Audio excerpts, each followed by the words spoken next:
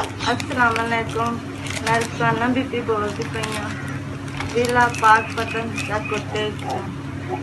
मेरिया 5 बेटियां एक बेटा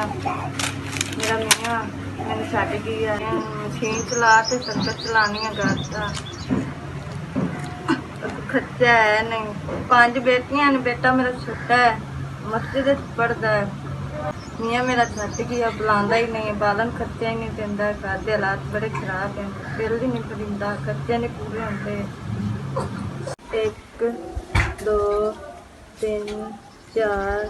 5 SVS ਤੁਹਾਡਾ ਸ਼ੁਕਰੀਆ ਤੁਹਾਡਾ 5000 ਮੇਰੇ ਕੋਲ ਪਹੁੰਚਿਆ ਹੈ ਤੁਹਾਨੂੰ ਅੱਲਾ ਕਨਾ ਦੇਵੇ ਤੇ ਤੰਦਰੁਸਤੀ ਦੇਵੇ ਅੱਲਾ ਤੁਹਾਡੀ ਕੰਪਨੀ ਨੂੰ ਆਬਾਦ ਰੱਖੇ ਅੱਲਾ ਤੁਹਾਨੂੰ ਆਬਾਦ ਰੱਖੇ ਜਿਵੇਂ ਤੁਸੀਂ ਮੇਰੀ ਮਦਦ ਕੀਤੀ ਹੈ इवें तुसी दूसरे गरीबों की भी मदद करो तुहाडा बड़ा बड़ा शुक्रिया SVS तुहाडा शुक्रिया तुहाडा 5000 मेरे मन पहुँच आए अल्लाह पाक तुहानू गना देवे अल्लाह ताला तुहाडी कंपनी नू आबाद रखे अल्लाह तुहानू आबाद रखे तुसी लाहौर चाल ते पाक पतन मेरियां नू मदद कीती है इवें दूसरों की मदद करो तुहाडी बड़ी बड़ी मेहरबानी तुहाडा शुक्रिया अल्लाह ताला तुहाडे कारोबार च बरकत पावे SVS तुहाडा शुक्रिया।